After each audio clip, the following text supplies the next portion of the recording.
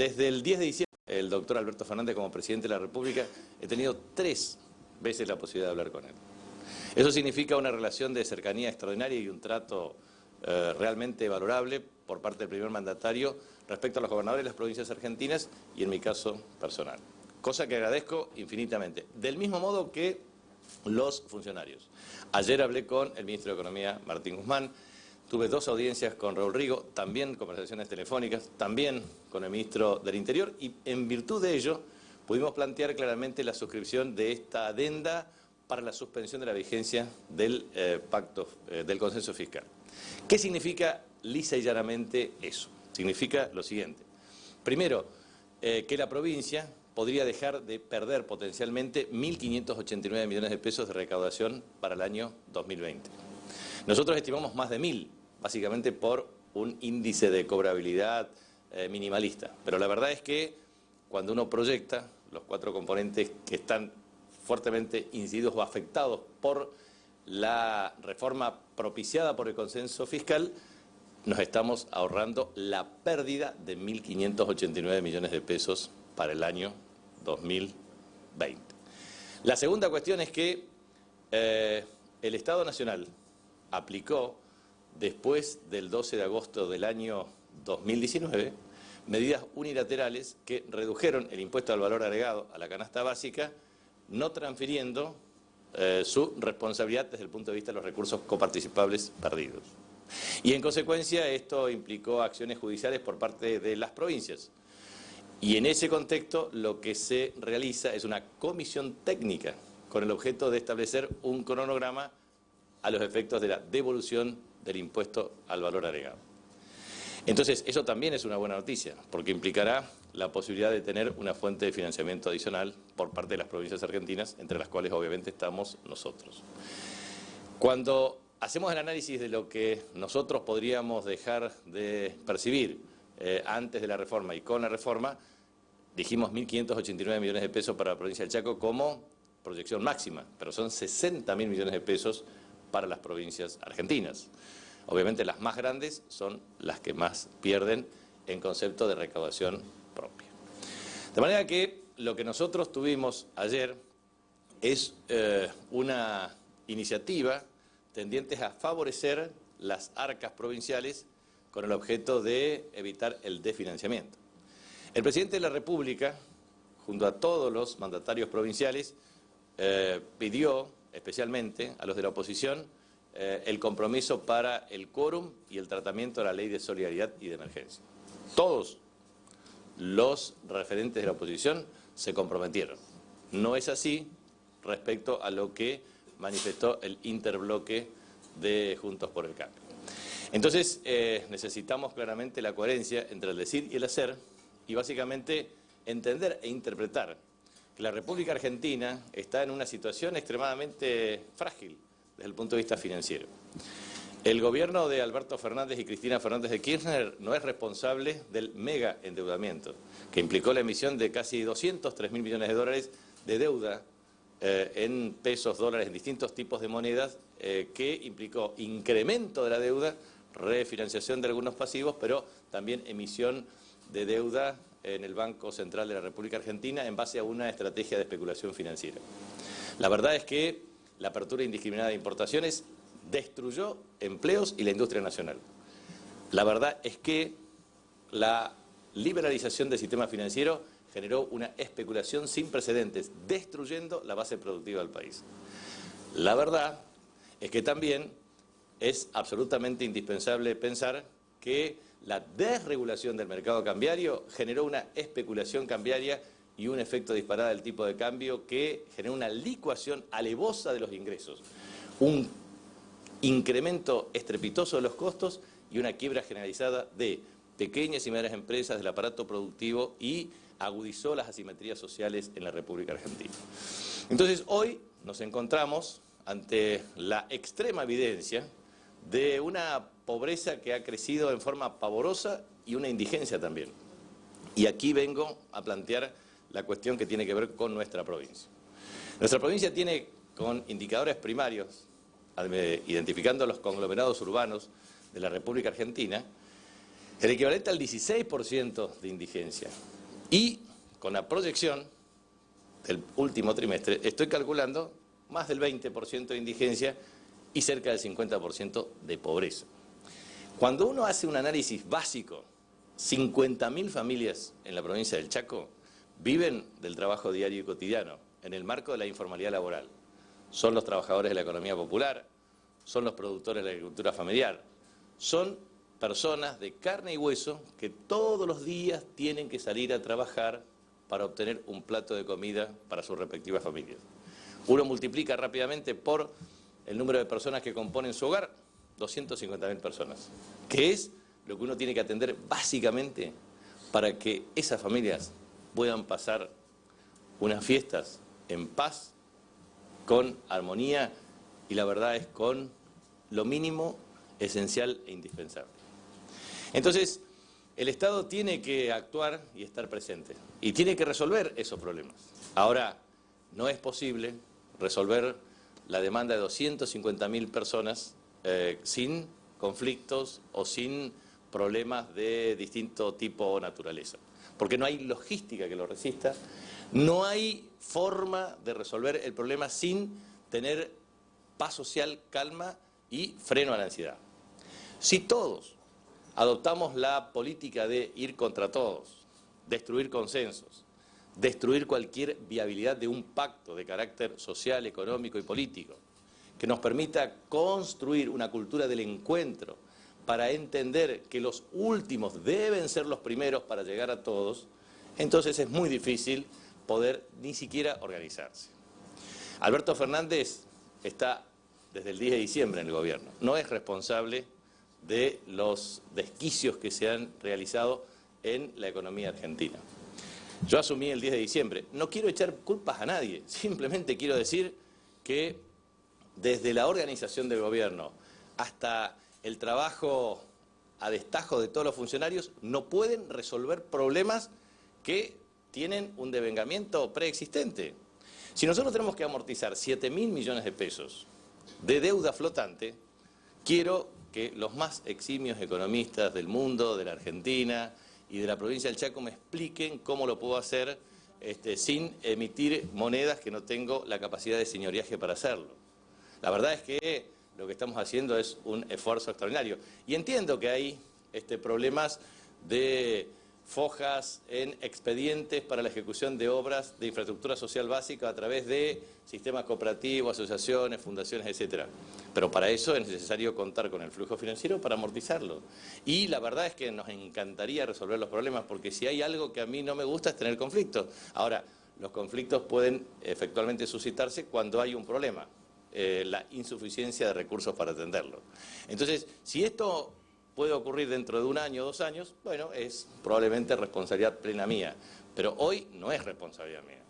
Y la verdad es que el municipio de la Ciudad de Resistencia canceló el 9 de diciembre la totalidad del medio aguinaldo, con más de 150 millones de pesos. Y ahí demostramos que revertimos una situación de déficit, ejecutamos un plan de obras, saneamos el municipio y pudimos cumplir con las obligaciones del pueblo trabajador.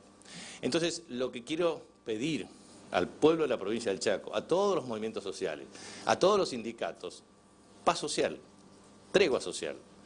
La verdad es que le pedí al ministro de Gobierno y Trabajo que establezca un diálogo directo con las entidades sindicales, por ejemplo, respecto a los sindicatos del Poder Judicial, por una razón muy sencilla. El próximo 23 entra en feria judicial. No puede existir paro porque hay muchos profesionales que están absolutamente abocados. Con una estrategia de entendimiento, y quiero agradecer a los trabajadores del Poder Judicial, se generó un mecanismo de conciliación para resolver los problemas y eventualmente trabajar una agenda para que estos temas puedan resolverse en el tiempo. También le hemos pedido a la Unión Personal Civil de la provincia lo mismo, por una razón muy sencilla, porque nosotros necesitamos tiempo. Agradezco infinitamente a los docentes, maestros, maestras, profesores, profesoras, que dieron un marco multitudinario a la apertura del Congreso Pedagógico, que es precisamente una herramienta para construir con todos y entre todos. Por eso, mi mensaje hoy es, no podemos entrar en esta vorágine de interrupción del tránsito, cortes de ruta, reclamos de carácter sectorial, porque sinceramente vamos a hacer el máximo esfuerzo para resolver los problemas en virtud de la disponibilidad financiera que tenemos. Ustedes me vieron entrar caminando o andar con un autito, no con otra cosa. Y vamos a tener en la austeridad un símbolo de que vamos a servir al Estado y vamos a servir al sector público y vamos a servir a los ciudadanos, como todos nuestros funcionarios. De manera que lo que pido al pueblo de la provincia del Chaco es paz social, a los movimientos sociales, a los sindicatos, a los trabajadores y a todos paz social, porque también es un ámbito para que los comerciantes puedan vender, y si los comerciantes venden, entonces vamos a tener la posibilidad de recaudar impuestos que a su vez vamos a poder resolver a mayor velocidad las demandas que nos plantean parte de nuestros estamentos sociales que no lo tienen. Ahora, si todos vamos a un sistema de lucha de todos contra todos, esto no puede ocurrir. Lo que ocurrió ayer en la interrupción de la autovía realmente es un hecho grave. Por eso necesitamos entender que cuando eso ocurre puede afectar inversiones privadas. Nosotros estamos gestionando la erradicación de 20 empresas, 300 millones de dólares, 2.500 empleos directos de muy buena calidad y otros tantos indirectos. La verdad es que tenemos un horizonte para generar empleo privado formal, atraer inversiones y generar buenas condiciones de empleo y empleabilidad. Pero por favor, déjenos trabajar. Trabajemos. Vamos a implementar la tarjeta alimentaria, que es un impacto extraordinario para nuestra economía provincial. Es probable que entre, no sabemos todavía, pero 60 o 70 mil personas puedan perfectamente ser atendidas dentro de los 4 millones de argentinos que percibirán una tarjeta alimentaria. De 4 a 6 mil pesos con límites desde el punto de vista de hijos de hasta 6 años. Y eso implicará entre 4.600 y 6.900 pesos conforme al reintegro de los impuestos percibidos por cada tarjeta. Estamos trabajando en la identificación del padrón, en la firma del convenio con el nuevo Banco del Chaco, en la emisión de los plásticos y en el adelantamiento del cronograma temporal. Es decir, lo que estaba previsto inicialmente para febrero, estamos haciendo el máximo esfuerzo para hacerlo en la tercera semana de enero. Eso puede implicar cerca de 3.000 a 3.600 millones de pesos de ingreso directo a las provincias y a nuestras familias. Y a su vez queremos desarrollar la economía popular con el objeto de que verduras, frutas, hortalizas, carnes, lácteos, etcétera, producidos localmente, puedan generar a través de un registro en Postnet o en sistemas tecnológicos de QR, con el objeto de garantizar que la economía de nuestra provincia se fortalezca. Y eso va a tener un efecto multiplicador y va a generar más ocupación y va a generar una reactivación productiva fuerte. Pero la provincia ha tenido, durante el primer semestre del año 2019, devastadoras inundaciones. Eso afectó efectivamente el flujo de recaudación tributaria provincial. A su vez, una recesión económica pavorosa que atraviesa ya prácticamente 24 meses ininterrumpidos. Lo que está pasando en la Argentina es que tenemos que poner a la Argentina de pie y de la única manera que lo podemos hacer es recuperando producción, empleo, exportaciones, consumo, inversiones. Ahora, eso no es una receta mágica. Eso requiere el diseño de políticas públicas que efectivamente asignen bien los recursos. Por eso yo, sinceramente, quiero apelar a esto porque la tarjeta alimentaria, con el convenio Nuevo Banco del Chaco, la emisión de los instrumentos correspondientes, la red de proveedores locales, va a tener un impacto muy fuerte en la reactivación de las economías y el desarrollo local. Pero a su vez también lo que pretendemos es fortalecer un mecanismo de financiamiento no bancarizado para potenciar a la economía popular, desde la industria de la construcción hasta el desarrollo de las confecciones textiles, hasta el tema de maquinarias y herramientas, hasta el desarrollo de múltiples actividades de emprendedores de la economía popular que son agentes de cambio social y de movilización de recursos. Pero a su vez estamos trabajando en una renta mínima progresiva de base universal, que cuando yo escucho las críticas de eso, la verdad es que me preocupa, porque lo que estamos planteando es la unificación de un mecanismo de ingreso de carácter social que establezca un sistema de certificación, desde escolarización hasta el cumplimiento de metas sanitarias, deportivas, de capacitación, etcétera, para potenciar y favorecer el empleo y la inserción laboral de las personas.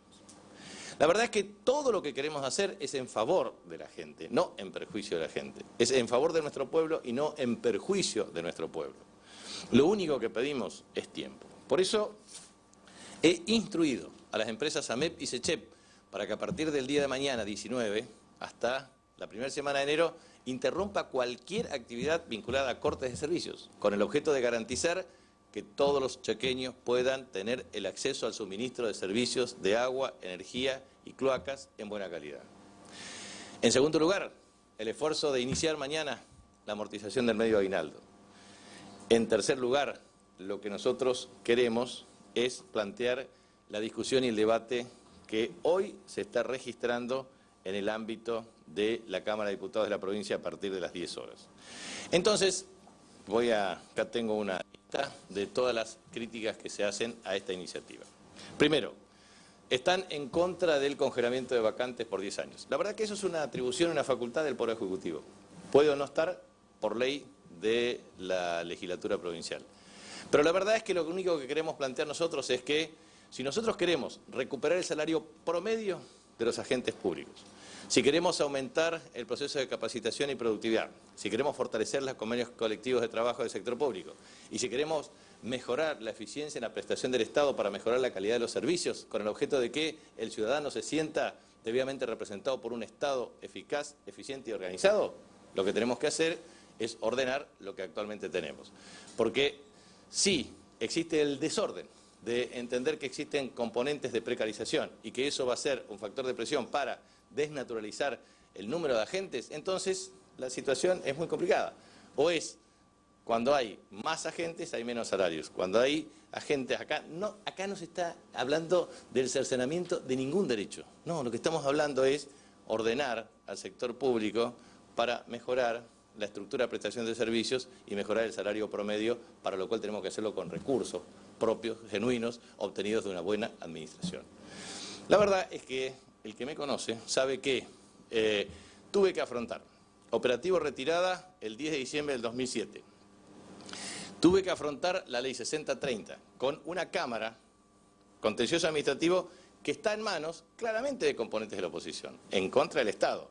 Y la verdad es que también vinculados a abogados que tienen pingües y jugosos honorarios en contra del Estado provincial. Lo cual es cierto, hay 23.000 juicios en contra del Estado provincial en el ámbito de la Fiscalía de Estado. Entonces, la ingenuidad tiene un límite. El límite de la connivencia de fallos judiciales con estudios de abogados que a su vez obtienen honorarios jugosos en contra y en detrimento del Estado. ¿Cómo se reparten esos honorarios? Es una cuestión que la justicia debería investigar. Pero lo cierto es que la ingenuidad tiene un límite. Quiero transmitirlo porque la verdad es que tuvimos que hacer lo que tuvimos que hacer. Para eso impulsamos una ley, que es la ley 6655, con el objeto de terminar para siempre con la precarización laboral. Pero la verdad es que la práctica sigue, porque existen atajos para resolver los problemas de contrataciones y externalizaciones de servicios por fuera de la normativa vigente. Y la verdad es que las entidades gremiales deben defender la ley, lo mismo que los distintos organismos de control interno y externo del Estado, con el objeto de salvaguardar el rol del Estado para atender satisfactoriamente las demandas sociales. Por lo tanto, primer punto de objeción respecto al tema de congelamiento: si lo quieren excluir de la ley, exclúyanlo. No es una cuestión, simplemente lo que he planteado es para establecer un consenso respecto a un horizonte vinculado a la administración del sector público. Mensaje para el Poder Legislativo: ¿quieren excluir ese punto? Exclúyanlo. Segundo tema, actuales precarizados. Dice, se revisará la situación para evitar contraer obligaciones legales emergentes. Lo que nosotros queremos plantear es un estudio de análisis vinculados a la planta óptima del sector público, porque es absolutamente necesario entender que el sector público tiene que generar un proceso de capacitación para atender las demandas sociales que en un Estado tiende a una innovación permanente. Demandas que tienen que ver con el ambiente, con la educación vial, con la educación ambiental, con la educación alimentaria, con la prevención de enfermedades crónicas no transmisibles, con derechos humanos, con políticas de género, requiere un proceso de lo que se denomina, y cito a Hidalberto Schiavenato, reclutamiento de personal internamente con el objeto de establecer mecanismos de capacitación para asumir un nuevo rol del Estado. ¿Eso no lo puede hacer el Estado? Pregunto, si alguien que gana legítimamente las elecciones por casi 20 puntos no puede conducir el Estado para diseñar políticas públicas que efectivamente transformen la calidad de vida en función de las demandas sociales, entonces, ¿qué podemos hacer? No estamos planteando discrecionalidad, estamos planteando herramientas que permitan un diseño del Estado para satisfacer demandas de la comunidad. Tercero, se dice que la ley promueve que los actores trabajadores del Estado la posibilidad de trasladarlos y asignarlos funciones en cuestiones de carácter unilateral para arbitrariedades y liquidación de cualquier tipo de derecho laboral en materia de tareas y categorías dentro del Estado. Falso, de falsedad absoluta. Nosotros en la ley de emergencia de ningún modo vamos a afectar los derechos del trabajador, que se rigen por un estatuto y que no pueden ser modificados por una ley de emergencia. La hipótesis, el punto cuarto de la objeción, respecto a que los trabajadores puedan ser conveniados con el sector privado para mecanismos de reinserción laboral, eso tiene que ver con un común acuerdo de la gente. ¿Cuántos agentes públicos proceden a retiro voluntario para insertarse en el sector privado? ¿Cuántos renuncian o cuántos realmente quieren insertarse y requieren una cooperación del Estado? No es una cuestión compulsiva del Estado, es una cuestión en donde el Estado promueve y facilita una herramienta adicional de inserción del Estado. Lo cual aquí plantean cuestiones de préstamos masivos de hasta el 10%. Yo he dado instrucciones a nuestro bloque y a nosotros no queremos ninguna herramienta de endeudamiento del Estado provincial. Por una razón muy sencilla. Cuando yo asumí el 10 de diciembre del 2007, me fijé una política de desendeudamiento. La deuda pública en relación al Producto Bruto Geográfico era del 75%. Llegamos al 8%, porque creció el Producto Bruto Geográfico y porque cortamos el ritmo de crecimiento de la deuda, que terminó en 6.054 millones de pesos. Hoy proyectado 41.000 millones de pesos y hay que ver la fecha de corte el 31 de diciembre para ver la deuda flotante y eso implicará cerca de 47.000 millones de pesos globalmente asignados.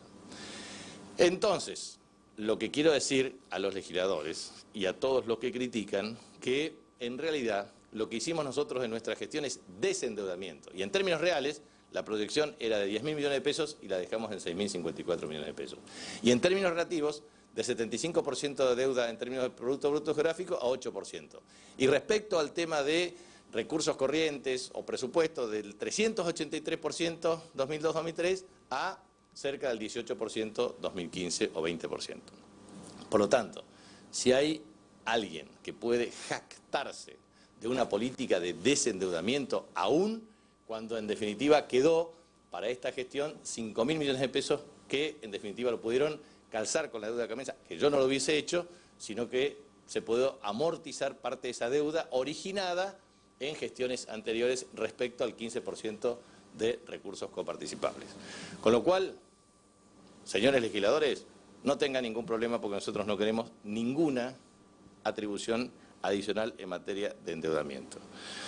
Nosotros lo que planteamos es entender que siempre se hace una línea de corte respecto al stock de deuda. Entonces, cuando hay stock de deuda, se establece un mecanismo de emisión de un instrumento de pago a los efectos de verificación del crédito, emisión de un instrumento de pago para establecer certidumbre de las condiciones de cumplimiento.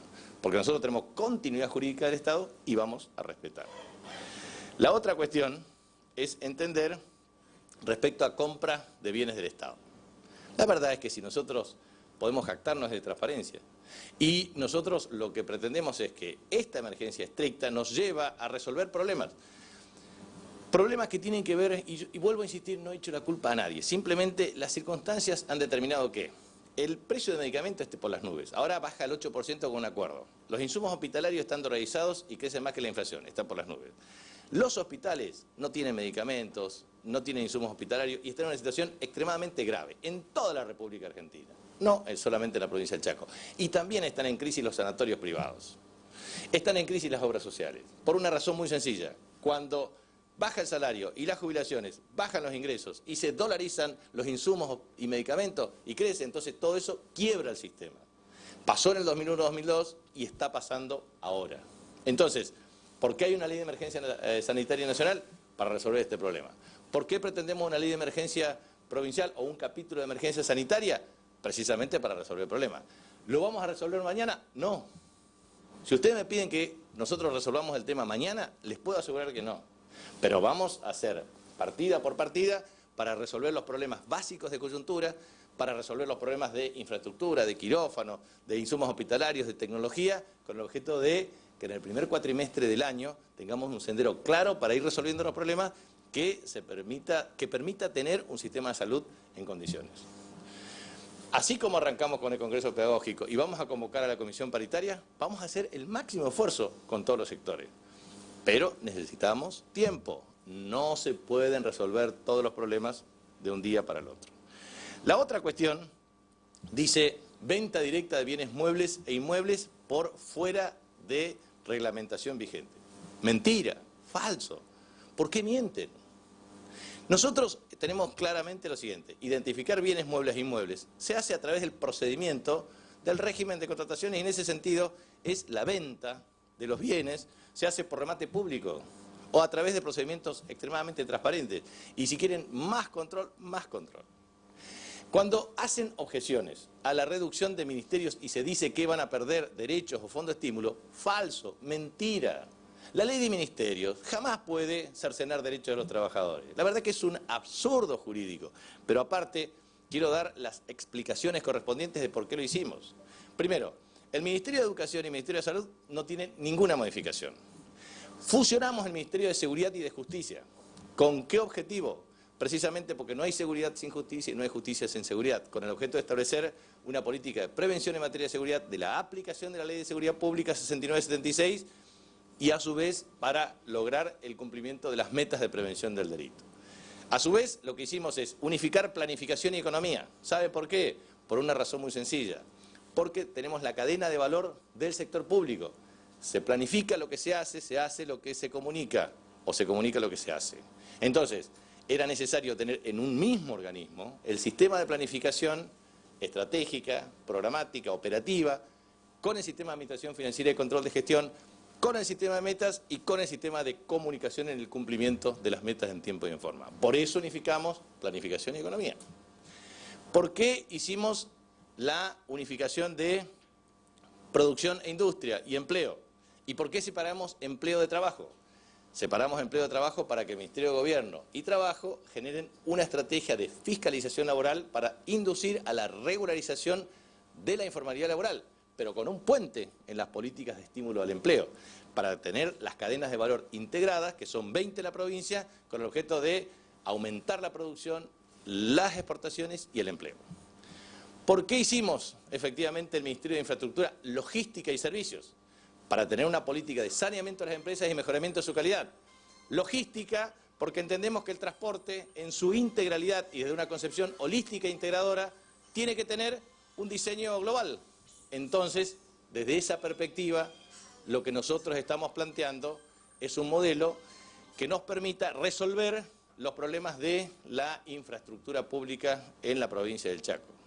Entonces, uno de los cuestionamientos es teóricamente la desjerarquización de ambiente. No, lo que hicimos es unificar en ordenamiento territorial y ambiente un modelo para un sistema de debate público con el objeto de debatir un código ambiental y para generar una autoridad del agua y del ambiente con el objeto de una participación popular y ciudadana con participación de carácter vecinal, justamente para jerarquizar las políticas de carácter ambiental.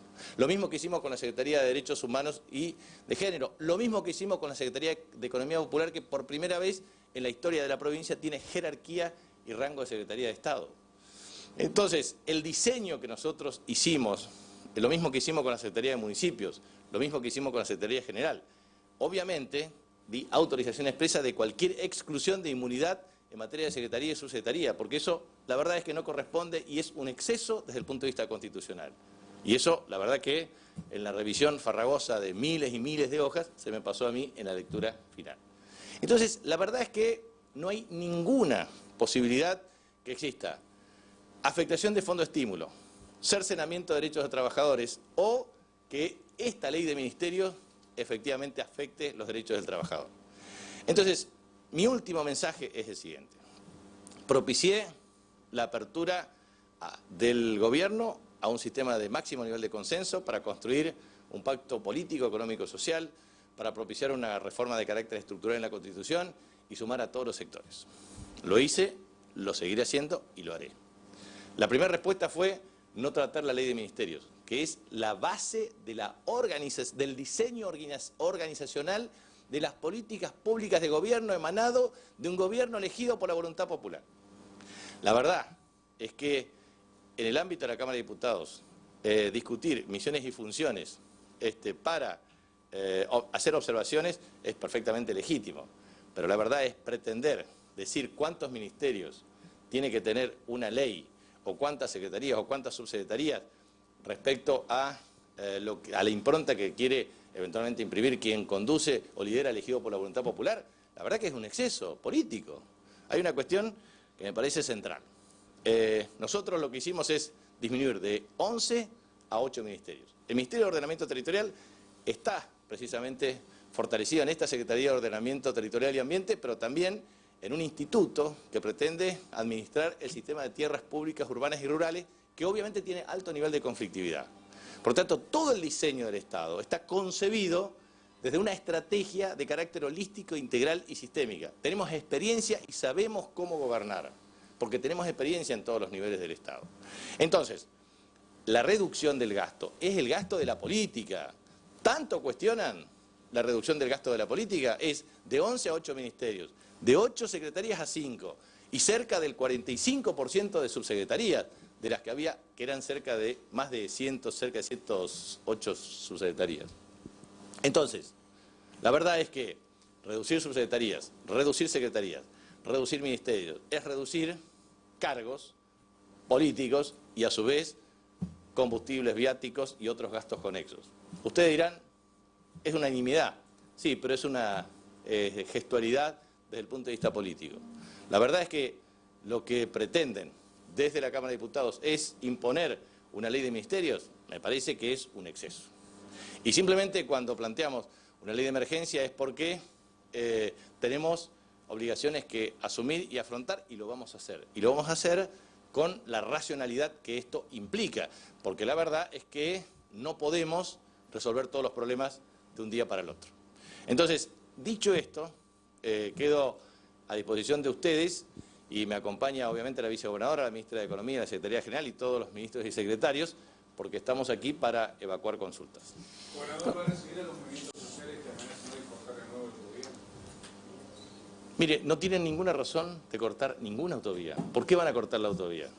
A ver, ¿le dijeron a usted por qué? Está reclamando un bono y bolsines. Bueno, el problema central es que la disponibilidad de entrega de bolsines navideños está perfectamente instrumentada. De manera que esto tiene un sistema regular de provisión y eso se pretende hacer lo más rápido posible. No hay ninguna razón para ninguna corte o manifestación. Segundo tema, nosotros asumimos el 10 de diciembre con un problema de asfixia financiera, un problema de caja. Lo primero que tenemos que afrontar es el cumplimiento de las obligaciones devengadas, con lo cual no podemos afrontar ningún otro compromiso. También quiero decir que nosotros tenemos el feriado 24, 25 y 30, 31 y primero. No vamos a adherir a ningún feriado el 23 o el 30. ¿Qué tal? Buen día, gobernador. Cecilia Aranda para Chaco Televisión. Recordarles que estamos en vivo y en directo. Preguntarles sobre la reunión que mantuvo con el ministro de Agricultura, ¿no? Sí. Luis Becerra. Sí. ¿Cuáles son los paquetes de medida que se entregó por parte del gobierno del Chaco? Con Luis Becerra nosotros, primero le entregué el documento que tuve con los productores rurales. Los productores rurales de la provincia del Chaco lo que me manifestaron era la cuestión del límite por toneladas en materia de segmentación de retenciones o eventualmente distancia a puerto. Entonces, ese documento suscrito por la Federación Agraria Argentina, filial Chaco, conjuntamente con otros productores presentes y otros movimientos representativos del sector agropecuario provincial, llegó a manos de Luis Basterra y también se lo comuniqué al presidente, que obviamente me pidió que lo vea directamente con el ministro de Agricultura. Lo que me manifestó Luis Basterra es una cuestión muy concreta, que la ley es un marco regulatorio tope. Eso significa que luego de sancionada la ley se podrán verificar y atender situaciones concretas que hacen a las economías de cada una de las provincias o de las regiones. Gobernador, ministro también, ¿cómo queda el tema dentro de lo que es la adenda del pacto fiscal, ingresos brutos, ¿queda igual a como está ahora? ¿Se retrotrae? ¿Cuál es, en definitiva, los niveles en los cuales va a quedar este tributo? Los niveles son los que actualmente está vigente. O sea, como hasta donde se pudo aplicar, digamos, antes de esta vez. Exactamente. ¿Se vuelve a la alícuota diferencial para las empresas foráneas? Eso es un tema que lo vamos a trabajar ahora, digamos, porque esa es una cuestión que estaba en proceso de aplicación y que lo vamos a estudiar para aplicarlo en el futuro. Gobernador, buen día para la 104.7. Usted antes de asumir ya pregonaba la paz social hacia su pueblo, pero obviamente, bueno, con lo ocurrido ayer, las manifestaciones, ¿qué mecanismo hay más allá del diálogo? Uno piensa rápidamente en la intervención policial, pero es el que uno quiere evitar justamente porque iría en contra de esa paz social. Pero ¿qué otros mecanismos hay para evitar algo que es constante, que obviamente transgrede los derechos, como mi derecho a transitar públicamente, esto de convivir sanamente? ¿Qué otros mecanismos hay para evitar esto? Mire, nosotros estamos impulsando un protocolo de prevención para la petición de los poderes públicos. Ese protocolo implica claramente un modelo por parte del Estado para la atención de las demandas de carácter social. Entendemos que debe haber un proceso entre la demanda y la solución. Ahora, también tenemos que entender lo siguiente. El Estado no puede resolver todos los problemas por una razón muy sencilla, porque tiene limitación de recursos o frontera de recursos. Pero el protocolo de petición ante los poderes públicos es una cuestión que nosotros estamos aplicando en forma progresiva y vamos a generar los mecanismos para que esto se vaya cumpliendo progresivamente. Pero la verdad es que nosotros tenemos la obligación de generar desde el Estado un ejemplo en términos de construcción de paz social y de consensos. Y eso es lo que estamos por hacer. Vamos a agotar todas las vías que tienen que ver con el consenso y a su vez también entender que la paz social es una precondición para la convivencia pacífica, civilizada, democrática y humana de toda sociedad. Entonces, creemos nosotros que la prédica y la construcción de ese consenso es lo que nos va a llevar a la paz social. Pero obviamente la paz social también va a venir de la mano de implementación de políticas sociales. Fíjese, lo que va a hacer la tarjeta alimentaria va a tener un impacto muy fuerte, lo mismo que el desarrollo de la economía popular, lo mismo que la reactivación de la industria de la construcción. Ahora, si usted me pide que yo resuelva mañana el tema, le puedo asegurar que por más voluntad que ponga y con nuestro equipo de gobierno, no lo vamos a poder hacer, ni tampoco Alberto Fernández, ni nadie. Ahora, si nosotros, si trabajamos juntos en el diseño y en la implementación de las políticas públicas en forma progresiva, le puedo asegurar que el resultado va a ser muy bueno. Aparte de la política, el diseño de la política económica es muy bueno por parte del Gobierno Nacional. ¿Qué dice el Gobierno Nacional? Dice, voy a trabajar en los siguientes frentes. Un acuerdo con el Fondo Monetario Internacional que me habilite a una negociación con los acreedores privados, que me habilite a un esquema de inversión con oferta de dólares, que me habilite claramente a resolver el problema de los organismos multilaterales de crédito para aumentar y multiplicar recursos de financiamiento internacional para la ejecución de obras de infraestructura que me genere empleo. Y a su vez un acuerdo de precios y salario que me dé estabilidad y un acuerdo de tarifas de congelamiento. Entonces, ¿cuál es el shock? Shock, aumento de ingresos de jubilados, aumento de ingresos al sistema de seguridad social, potenciación del consumo, fortalecimiento de la inversión y recuperación de la actividad económica. Ahora, lo que se ha planteado el presidente de la Nación es un sendero. Dice, vamos a evitar el pago de los servicios de capital, interés y de deuda con una modalidad de renegociación afinis, o sea, con un esquema pagadero todo al final, para que esos recursos, en vez de cancelar deuda, se asignen a la recuperación de la actividad económica. Porque si no hay recuperación de la actividad económica, no va a haber recursos para amortizar deuda. Ahora, ¿es responsable Alberto Fernández de la deuda? No. ¿Es responsable Martín Guzmán de la deuda? No. O sea, el problema central es que es necesario tener un sendero para resolver el problema. Y yo creo que la negociación está muy bien orientada y está muy bien orientado el shock redistributivo en los sectores sociales que más lo necesitan. 4 millones de tarjetas y el impacto que eso va a tener es muy bueno. Por eso, si hay solidaridad y hay entendimiento de esto, vamos a recuperar más rápido la economía. Gobernador, buen día. Darío Barrientos, de Noticiero Panorama Chaqueño. La consulta de la primera tiene que ver a partir de cuándo comienza a ponerse en marcha la tarjeta alimentaria en la provincia, a cuántos chaqueños va a llegar esta acción económica. Y por otra parte, desde el punto de vista del sector comercial y las pequeñas y medianas empresas de la provincia, y más que nada en el microcentro, están pidiendo la solución, o al menos un consenso, por el tema de los cortes de calles. ¿Qué se va a hacer por parte del gobierno provincial? Bueno, lo acabo de decir. Nosotros estamos planteando protocolo de petición ante los poderes públicos, el máximo nivel de pacificación para lograr un entendimiento y un acuerdo. Eso estamos trabajando rigurosamente para eso. Pero también en el protocolo la intervención de las fuerzas de seguridad para cooperar y resolver este problema, porque también se ven afectados desde comerciantes hasta productores. Entonces, por un lado, eso. Por el otro lado, la tarjeta alimentaria, yo lo dije hoy, estamos tratando de adelantar el cronograma. El cronograma inicial era el primer pago de la tarjeta es el tercer viernes del mes de febrero. Queremos llegar al tercer viernes del mes de enero. ¿Cómo lo vamos a hacer? Primero, convenio, nación-provincias. Segundo, ese convenio tiene que tener un padrón.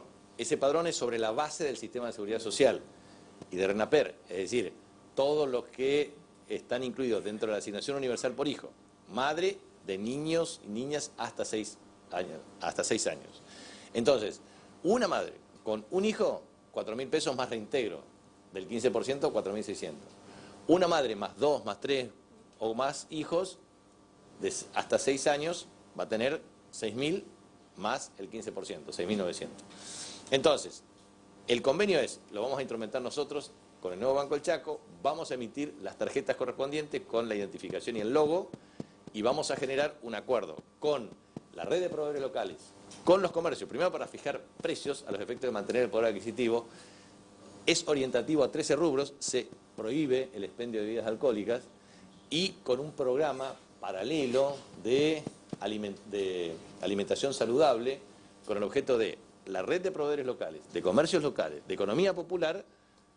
La economía popular es el tema de una feria franca, que tenga verdura, fruta, hortalizas o algún tipo de lácteos, dulces, etcétera, con un postnet o un sistema de implementación tecnológica de QR, que eso quede registrado en la tarjeta y que a su vez permita la recuperación y el desarrollo de la economía popular. Ese es el sistema y eso es lo que pretendemos trabajar en las definiciones. Nosotros creemos que para la semana que viene ya deberíamos tener ya el padrón y en virtud de eso la emisión de las tarjetas para que exista todo un sistema de organización de la entrega. Porque una vez que se identificó el padrón, se identifican las tarjetas y se establece el monto de asignación, hay que hacer las entregas correspondientes. Capitanich, buen día. Matías Mesa de Radio Natagala. 2 preguntas. Una, si ya tiene destino el ahorro que tendrá la provincia en el 2020 a partir del pacto fiscal, por un lado. Y por otro lado, dentro del congelamiento en la administración pública, este proyecto enviado a la legislatura, si va a sostener, va a tener en cuenta la ley de retiro voluntarios. Sí, en el caso concreto nosotros vamos a presentar un programa fiscal, primero con el corte de la cuestión fiscal al 31 de diciembre del 2019 y sobre todo al 10 de diciembre del año 2019 y en virtud de ello vamos a hacer la proyección de recursos, la proyección de erogaciones y la proyección de deuda pública. Respecto al tema de deuda pública, también estamos trabajando con el Estado Nacional para el flujo de reprogramación, desde el Fondo de Garantía de Sustentabilidad, porque no solamente nos afecta a nosotros, sino también a los municipios. Entonces, todas estas obligaciones deberán tender a ser reprogramadas. De manera que lo mismo respecto al tema del saneamiento de las empresas públicas y los niveles de transferencia de recursos adicionales. En el caso concreto de lo que usted me pregunta concretamente del ahorro, obviamente el ahorro va a ser para evitar déficit. O sea, lo que nosotros queremos es meta equilibrio fiscal y financiero. Porque el equilibrio fiscal y financiero nos va a permitir gran libertad para el funcionamiento del flujo necesario. Muchos de estos conflictos que hoy ocurren es porque se comprometen recursos y después no existe la disponibilidad de los mismos. Entonces la idea central es todo recurso comprometido tendrá la asignación correspondiente con un flujo determinado. Se le dice, bueno, usted percibirá el día 20, no el 18 ni tampoco el 22, el 20, y percibirá el 20. Entonces, si uno toma claramente la dimensión de eso, es lo que va a funcionar. Acá nosotros vamos a tener muchos problemas todavía. 384 millones de pesos de cargas sociales de unidades educativas de gestión privada, hasta, te puedo denunciar 500 millones de pesos de fojas no canceladas, te puedo decir muchas cosas. Entonces, la idea central es ver cómo vamos a asignar esos recursos conforme a la disponibilidad de los mismos. Y respecto al tema que me planteabas de... La administración pública, sí. retiro voluntario. No, eso seguirá, digamos, conforme a las pautas actuales.